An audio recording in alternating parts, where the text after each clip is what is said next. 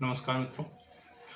आज हम सिविल प्रक्रिया संहिता के अंतर्गत एक ऐसे प्रावधान पर चर्चा करेंगे जो इतना महत्वपूर्ण है। इन दो प्रावधानों के अंतर्गत ही कोई सिविल कार्यवाही प्रारंभ तो होती है, परंतु इन दो प्रावधानों के अंतर्गत वो कार्यवाही एकदम रुक जाती है। इस प्रावधान पर चर्चा करने से पहले हम एक प्रश्न देखेंगे जिसका उत्तर हमें ये चर्चा के दौरान मिलेगा कि एक व्यक्ति ने एक न्यायालय में, सिविल न्यायालय में एक सूट दायर किया और न्यायालय ने पाया कि उस सूट में वाद हेतु है ही नहीं। तो ऐसी परिस्थिति में न्यायालय क्या करेगा? रिटर्न ऑफ प्लेंट करेगा, रिजेक्शन ऑफ प्लेंट करेगा या डिसमिसल ऑफ सूट करेगा? वाद पत्र को वापस कर देगा, नामंजूर कर देगा या वाद को खारिज कर देगा? तो इन तीनों प्रावधानों के संबंध में आज हम चर्चा करेंगे कि वाद की खारिजी क्या होती है, किन परिस्थिति में वाद खारिज होता है, वाद की नामंजूरी क्या होती है, 7(11) के अंतर्गत जो हम देखते हैं कि नामंजूर किस परिस्थिति के अंतर्गत किया जाता है और वाद पत्र का कब लौटाया जाता है, रिटर्न ऑफ प्लेंट कब होता है। तो सबसे पहले अगर हम शुरुआत करें तो सेक्शन 26 और ऑर्डर 4 रूल 1 को जब हम पढ़ते हैं तो हमें वहां पर दो शब्द मिलते हैं। एक मिलता है सूट, दूसरा मिलता है प्लेंट। तो प्लेंट क्या होता है, सूट क्या होता है? सूट की परिभाषा सीपीसी के अंतर्गत कहीं दी नहीं गई है। तो सूट के बारे में अगर हम बात करें तो सूट एक ऐसी कार्यवाही है जिसका प्रारंभ वाद पत्र से होता है, अर्थात मामले की संपूर्ण कार्यवाही का जो संचालन होता है वो वाद पत्र के माध्यम से होता है। अब वाद पत्र क्या होता है? तो वाद पत्र एक ऐसा दस्तावेज है जिसके अंतर्गत सिविल कार्यवाही प्रारंभ की जाती है। इसमें होता क्या क्या है? तो जो ऑर्डर 7 के अंतर्गत कुछ पर्टिकुलर्स बताए हैं वो होने चाहिए उसमें। इसके बाद सिविल कोड रूल 38 के अंतर्गत कुछ पर्टिकुलर्स बताए हैं, वो दोनों जब पर्टिकुलर्स उस वाद पत्र में हम इंक्लूड कर देते हैं तो वो एक संपूर्ण वाद पत्र का रूप धारण कर लेता है। अब हम देखें सबसे पहले कि वाद पत्र का लौटाया जाना या नामंजूर किया जाना देखने से पहले हम देखें जुरिडिक्शन के संबंध में, अधिकारिता के संबंध में सबसे पहले देखेंगे, क्योंकि इस अधिकारिता ही वो आधार है जिस पर इन दोनों प्रावधानों के संबंध में पूरी की पूरी संपूर्ण बुनियाद टिकी है। कब कौन सी अधिकारिता नहीं होती तो वाद पत्र नामंजूर किया जाएगा या लौटा दिया जाएगा। सबसे पहले हम देखें, यहाँ हम अपीली अधिकारिता के संबंध में बात नहीं करेंगे क्योंकि अपीली अधिकारिता का हमें यहाँ पर काम नहीं है, हमें सिर्फ यहाँ प्रारंभिक अधिकारिता देखनी है। तो प्रारंभिक अधिकारिता देखें तो सबसे पहले बात करें तो इनहेरेंट जुरिडिक्शन। इनहेरेंट जुरिडिक्शन पहली 4 प्रकार की अधिकारिताएं होती हैं। दूसरी होती है पिक्यूनरी जुरिडिक्शन जो 6 से 15 तक बताई गई है। तीसरी होती है टेरिटोरियल जुरिडिक्शन जो 15 से 20 तक बताई है। चौथी होती है डिस्ट्रीब्यूशन मेमो के अंतर्गत जुरिडिक्शन। तो डिस्ट्रीब्यूशन मेमो के अंतर्गत जो जुरिडिक्शन की बात की गई है वो डीजे साहब द्वारा निर्धारित की जाती है। ये हमारे अभी विषय पर नहीं है, पर 4 प्रकार की अधिकारिता होती है। तो सबसे पहले हम देखें कि अधिकारिता का प्रभाव क्या होता है वाद पत्र। बाद में अधिकारिता का क्या प्रभाव पड़ता है, अधिकारिता नहीं है तो क्या परिस्थितियां होंगी, और सूट हमने सुन लिया और डिसाइड कर दिया, और अधिकारिता है तो क्या परिस्थितियां होंगी। तो अधिकारिता के संबंध में अगर हम बात करें तो वाद की सुनवाई का एक ऐसा अधिकार होता है जिसके अभाव में अगर वह निर्णय दिया जाता है, अधिकारिता के अभाव में कोई निर्णय दिया जाता है तो वह निर्णय शून्य होता है, अर्थात प्रभावहीन होता है। ऐसा निर्णय कुछ परिस्थितियों में वो प्रभावहीन होता है। जब यह अधिकार नहीं होता, अधिकारिता नहीं होती, अर्थात तब ही वाद पत्र रिटर्न होता है या रिजेक्शन होता है। अब ये कौन सी अधिकारिता नहीं है? इनहेरेंट नहीं है तो रिटर्न होगा, क्या पिक्यूनरी नहीं है तो रिटर्न होगा, क्या टेरिटोरियल नहीं है तो रिटर्न होगा या रिजेक्शन होगा, ये सब देखेंगे। तो सबसे पहले अगर हम बात करें तो रिटर्न ऑफ प्लेंट 7(10) के अंतर्गत जो बताया गया है, रिटर्न ऑफ प्लेंट के बारे में बात बताई गई है। तो रिटर्न ऑफ प्लेंट के संबंध में अगर हम देखें तो 7(10) कहता है कि नियम 10(a) के उपबंधों के अधीन रहते हुए वाद पत्र वाद के किसी भी प्रकरण में उस न्यायालय में उपस्थित किए जाने के लिए लौटा दिया जाएगा जिसमें संसित किया जाना चाहिए था। तो एट एनी स्टेज लौटा सकता है न्यायालय। अब ये कहता है कि 10(a) के प्रावधानों के अंतर्गत रहते हुए, तो आगे जो रूल बताया है 10(a) उसमें उस 10A का मुख्य रोल कब आता है? जब प्रतिवादी उपलब्ध होता है मामले में। जैसे ही आप पढ़ेंगे तो उसमें लिखा है शुरुआत में कि जहां किसी बाद में प्रतिवादी उपसंजात हो, अर्थात प्रतिवादी उपस्थित होता है, तभी 10A का मुख्य रोल आता है। तो मुख्य रोल क्या होता है? जब प्रतिवादी उपस्थित होता है और उपस्थित होने के पश्चात अगर वाद पत्र को रिटर्न कर दिया जाता है। अब रिटर्न किन परिस्थितियों में होता है? तो जब आपको 6 से 15 तक पिक्यूनियरी ज्यूरिडिक्शन नहीं है उस मामले पर, अर्थात धन संबंधी अधिकारिता नहीं है आपकी, आप नहीं सुन सकते थे 5 लाख से ऊपर का, या जो भी आपकी डीजे साहब अधिकारिता निर्धारित करते हैं डिस्ट्रीब्यूशन मेमो के अंतर्गत, वो अधिकारिता आपके पास नहीं है कि आप मात्र एक रुपये से 1 लाख तक के सूट ही सुन सकते थे और 1 लाख से ऊपर का मामला है, तो आप उस प्लेंट को रिजेक्ट नहीं करेंगे, रिजेक्ट नहीं करेंगे, अर्थात आप उसे लौटा देंगे, विड्रॉल रिटर्न कर देंगे। अब टेरिटोरियल नहीं है, आपके अधिकार क्षेत्र के अंतर्गत नहीं आता, तो इस परिस्थिति में भी आप वाद पत्र को लौटा देंगे। तो ये 10A के अंतर्गत अगर मुख्यतः बात करूं, 10 के अंतर्गत रूल 10 के अंतर्गत बात करूं, तो जब आपको धन संबंधी अधिकारिता नहीं होती या टेरिटोरियल ज्यूरिडिक्शन नहीं होती, तो प्लेंट को रिटर्न कर दिया जाता है, रिजेक्शन नहीं किया जाता उस प्लेंट का। अब 10A के संबंध में कुछ महत्वपूर्ण बातें हैं कि जब प्रतिवादी उपसंजात होता है और उस परिस्थिति में बात को लौटाया जाता है तो क्या परिस्थितियां होती हैं। आप जैसे सभी विदित हैं कि प्रतिवादी का उपसंजात होना एक बहुत लंबी प्रोसेस होती है, कभी समझ जाता है तो तामील नहीं होता, बहुत सारी परिस्थितियां होती हैं। जैसे तैसे कुल मिलाकर महीने 2 महीने के अंतर्गत प्रतिवादी उपसंजात होता है और न्यायालय पाता है कि मुझे इसमें अधिकारिता नहीं है, तो वादी को जब लौटाने के संबंध में जानकारी होती है तो न्यायालय से वह एक आवेदन करता है कि साहब मुश्किल से प्रतिवादी उपस्थित हुआ था, अब नए न्यायालय में मैं वाद लगाऊंगा तो वही 4 महीने फिर मुझे पापड़ बेलने पड़ेंगे इसे उपस्थिति हेतु। तो इसलिए यहाँ वादी द्वारा एक आवेदन किया जाता है कि साहब उस न्यायालय में उपस्थिति हेतु तारीख सुनिश्चित कर दी जाए, साक्षियों की तारीख सुनिश्चित कर दी जाए जहां हमें वाद पत्र दायर करना है। तो इससे होगा क्या कि दोबारा जो प्रोसेस होनी थी, समन ममन की कार्यवाही होनी थी, वो कार्यवाही में जो समय खर्च होता है, खराब होता है, वो समय नहीं होगा। अब दूसरी बात करें हम, इसके संबंध में परिसीमा अधिनियम का भी थोड़ा सा मुख्य रोल होता है। धारा 14, बिना अधिकारिता वाले न्यायालय में अगर आपने सद्भाव पूर्वक कार्यवाही की है और टाइम बार्ड हो गया है तो जिस न्यायालय में आप संसद करेंगे उस न्यायालय उन परिस्थितियों का अध्ययन करने के पश्चात आपको समय सीमा प्रदान करता है। अब इसके बात करें कि किसी भी प्रक्रम में लौटाने की बात की गई है, ये थोड़ा सा ये है कि वाद पत्र आफ्टर रजिस्ट्रेशन या बिफोर रजिस्ट्रेशन, क्योंकि जब वाद पत्र दायर होता है तो उसका रजिस्ट्रेशन होता है, उसे वाद क्रमांक दिया जाता है। तो जब रजिस्ट्रेशन के पश्चात लौटाया जाता है तो क्या कौन कौन से डॉक्यूमेंट वापस किए जाते हैं, और रजिस्ट्रेशन से पहले लौटाया जाता है तो कौन कौन से डॉक्यूमेंट वापस किए जाते हैं।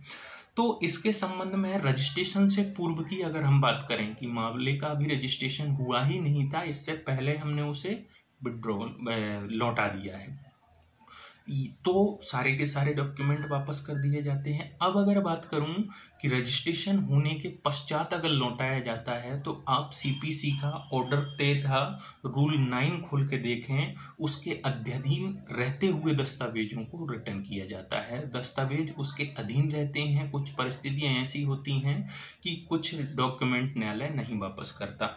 अब इसके संबंध में सिविल रूल 334 और 35 में भी कुछ प्रावधान है दस्तावेज लौटाने के संबंध में, और इसके संबंध में एक मामला भी है मध्य प्रदेश न्यायालय का, Narayan Singh versus state of Madhya Pradesh. इसके संबंध में भी कुछ बातें बताई गई थी दस्तावेज लौटाए जाने के संबंध में। अब हम बात करें कि भाई जब सूट वापस कर दिया जाता है, वाद पत्र को वापस कर दिया जाता है, तो फीस के संबंध में जो कोर्ट फीस दी है उसके संबंध में क्या प्रावधान होते हैं, क्योंकि स्टाम्प के माध्यम से कोर्ट फीस दी जाती है तो क्या वो स्टाम्प वापस कर दिए जाएंगे, ऐसा नहीं है। सिविल रूल का जब आप 431 का सब क्लॉज 3 पढ़ेंगे तो वो उसमें बताता है कि आपको एक प्रमाण पत्र दिया जाएगा, उस प्रमाण पत्र के माध्यम से आप कलेक्ट्रेट से वो फीस वसूल कर सकते हैं। अब आते हैं हम, तो ये तो हमारा 7-10 की बात थी कि 2 अधिकारिता नहीं होती। कौन कौन सी? एक धन संबंधी अधिकारिता नहीं होती या टेरिटोरियल अधिकारिता नहीं होती, तो बाद पत्र को नामंजूर नहीं किया जाता है, उसे लौटा दिया जाता है।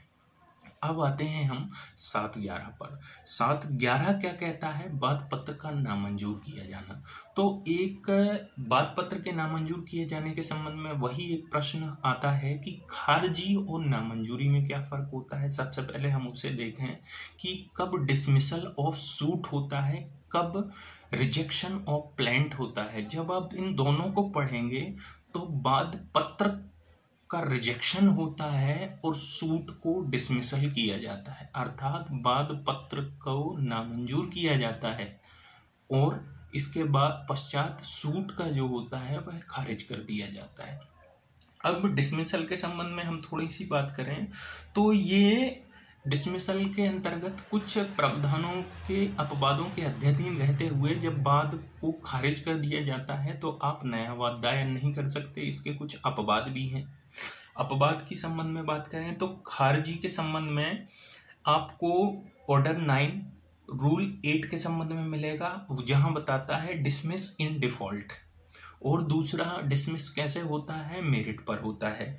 तो डिसमिस इन डिफॉल्ट होता है तो ऑर्डर 9 रूल 8 के अंतर्गत आपको मिलेगा वो उपचार, उसका ऑर्डर 9 रूल 9 में ही दिया हुआ है। और अगर मेरिट पे होता है जैसा कि ऑर्डर 9 रूल 2 या रूल 3 के अंतर्गत किया जाता है तो उसका उपचार आपको ऑर्डर 4 में रूल 4 के अंतर्गत मिलता है। तो ये उसके उपचार हैं, अर्थात कुछ विशेष परिस्थितियों के रहते हुए ही आप उस खारिजी को अपस्त करा सकते हैं, अदर देन आप नया सूट नहीं ला सकते। पर जब बाद पत्र की नामंजूरी होती है तो बाद पत्र की नामंजूरी में आप नया वाद लाने से आपको रोका नहीं जाता है। तो ये तो थी हमारी खारिजी और नामंजूरी के संबंध में। अब हम बात करें 7-11 के प्रावधानों पर। 7-11 के प्रावधान क्या कहते हैं? तो 7-11 के सबसे पहले ही प्रावधान बताता है कि बाद पत्र का नामंजूर किया जाना कौन सी कुछ जो नीचे परिस्थिति बताई गई हैं उसके अंतर्गत बाद पत्र को नामंजूर कर दिया जाएगा। तो जैसा कि हमने देखा है सबसे पहला इस पे लिखा है कि जहां बाद हेतु प्रकट नहीं होता। अब एक चीज थोड़ी सी ध्यान रखने वाली है कि बाद हेतु डिस्क्लोज नहीं हो रहा है, अर्थात मामले में बाद हेतु तो है परंतु उस बाद पत्र में कुछ उसकी विरचना इस प्रकार की गई थी कि डिस्क्लोज नहीं हो रहा है। जैसे कि हमने प्रश्न शुरुआत में ही पूछा था कि बाद हेतु उपलब्ध ही नहीं है, यहाँ वो वाली परिस्थिति नहीं है। यहाँ क्या परिस्थिति है? बाद हेतु तो है परंतु वो डिस्क्लोज नहीं हो रहा है। तो ऐसी परिस्थिति में क्या करेंगे? ऐसी परिस्थिति में आप क्या करेंगे? बाद पत्र को नामंजूर कर देंगे। अब सेकंड वाली अगर हम बात करें, यहाँ पर अगर absence of cause of action नहीं है, अर्थात absence of cause of action नहीं है, यहाँ फर्स्ट वाले पार्ट में absence of cause of action नहीं है, अर्थात डिस्क्लोज नहीं हो रहा है तो कॉज ऑफ एक्शन पर डिस्क्लोज नहीं हो रहा है, तो ये परिस्थितियां हैं उसके संबंध में। अब दूसरी हम बात करें, अगर यहाँ पर कॉज ऑफ एक्शन है ही नहीं तो क्या होगा? तो कॉज ऑफ एक्शन जब होता ही नहीं है, बाद हेतु आपके पास उपलब्ध ही नहीं होता, तो ऐसी परिस्थिति में खारिजी की जाती है, नामंजूर नहीं किया जाता। बाद की खारिजी की जाती है और बाद पत्र की नामंजूरी की जाती है। अब दूसरी बात करें हम तो 7-11 के अंतर्गत इसके पश्चात फिर हमें मिलता है एक महत्वपूर्ण टाइम बार्ड, परिसीमा विधि द्वारा वर्जित। अब ये परिसीमा विधि द्वारा वर्जित यही होती है हमारी इनहेरेंट अधिकारिता। इनहेरेंट अधिकारिता जो होती है सेक्शन 9 के अंतर्गत हमें प्राप्त होती है, जहां पर हमें मिलता है कि जब तक अभिव्यक्त या विभक्षित रूप से वर्जित ना हो, अर्थात कुछ लॉ जो होते हैं, कुछ लॉ में स्पेशली सिविल न्यायालय का क्षेत्राधिकार वर्जित कर दिया जाता है। जैसे अगर मैं आपको एग्जाम्पल के तौर पर बताऊं तो जैसे मोटर व्हीकल एक्ट की धारा 94 94 के अंतर्गत सिविल न्यायालय का अधिकार क्षेत्र वर्जित किया गया है। अगर आप मोटर व्हीकल एक्ट के अंतर्गत आपको परमिट नहीं दिया जा रहा है वाहन चलाने का और आप सिविल न्यायालय में कोई वाद लेके आते हैं कि साहब घोषणा की जाए कि मुझे परमिट दिया जाए, तो सेक्शन 94 आपको रोक देती है कि आप ऐसे बात की सुनवाई नहीं करेंगे। इसके बाद हम देखें अभिव्यक्त रूप से वर्जित है, इस मतलब अभिव्यक्त ही बताया गया है कि सिविल न्यायालय का कोई क्षेत्राधिकार नहीं होगा। सेक्शन 257 मध्य प्रदेश भू राजस्व संहिता, जिसके अंतर्गत कुछ 33 विषय बताए हैं, 33 ऐसे विषय बताए गए हैं जिनके अंतर्गत सिविल न्यायालय को कोई अधिकार क्षेत्र प्राप्त नहीं है, या एक अलग जैसे कि विधि द्वारा वर्जित बताया गया है, तो यह परिसीमा विधि द्वारा भी वर्जित हो सकता है कि टाइम बार्ड है, लॉ से परिसीमा द्वारा टाइम बार्ड है। तो ऐसी परिस्थिति में अब विवक्षित की बात करें तो विवक्षित क्या होता है, विवक्षित में ये है कि आपको स्पेशल रूप से तो लॉ पर नहीं बताया है कि सिविल न्यायालय का क्षेत्राधिकार नहीं है, परंतु जब उस विधि को पढ़ने के पश्चात हमें पता चलता है कि यहाँ पर सिविल न्यायालय का क्षेत्राधिकार नहीं है। अब हम बात करें तो टाइम बार्ड लॉ के विषय में हमने देखा, अर्थात उस पर्टिकुलर विषय के संबंध में ये क्या होता है, ये दो प्रकार से होती है। इनहेरेंट पावर के संबंध में दो प्रकार से हमें अधिकारिता नहीं होती। सबसे पहले क्या है, उस विशेष विषय पर हम वाद नहीं लाया जा सकता, जो वाद लाया जा रहा है उस पर्टिकुलर विषय पर वो वाद नहीं लाया जाना चाहिए था। दूसरी बात थी, यह उस पर्टिकुलर विषय पर जो सिविल न्यायालय की जो अधिकारिता है उसे वार कर दिया गया है, अर्थात वर्जित कर दिया गया है, तो ये परिसीमा विधि के द्वारा वर्जन होता है। तो बाकी सब ऐसे प्रावधान हैं जो कि आप खुद भी देखेंगे, उनमें ज़्यादा कुछ है नहीं, इसलिए मैं ज़्यादा उनके विषय में बात नहीं कर रहा हूँ। तो अगर हम बात करें, जैसा कि अगर आपके पास सेक्शन 9 के अंतर्गत अंतर्निहित अधिकारिता नहीं है तो क्या होगा, तो वाद पत्र को नामंजूर कर दिया जाएगा। और आपके पास अगर पिक्यूनरी और टेरिटोरियल जुरिडिक्शन नहीं है तो वाद पत्र को लौटा दिया जाएगा। अब इसके पश्चात हम बात करें कि वाद पत्र में वाद हेतु उपलब्ध ही नहीं है तो क्या होगा, तो वाद की खारिज कर दी जाएगी। तो ये तो हमारे जो खारिजी, नामंजूरी और लौटाए जाने के संबंध में जो सारे प्रावधान थे उनके संबंध में हमने बात की। इसमें कुछ और भी परिस्थितियां होती हैं जो कि शायद आपको मालूम हो, और इसीलिए ये कुछ महत्वपूर्ण बातें थी जो हमने की हैं। इसके पश्चात और भी कुछ ऐसी बातें होती हैं जो महत्वपूर्ण होती हैं, परंतु इस छोटे से सेशन में उनकी हम बात नहीं कर सकते। उम्मीद है कि आपको बेहतर समझ में आया होगा।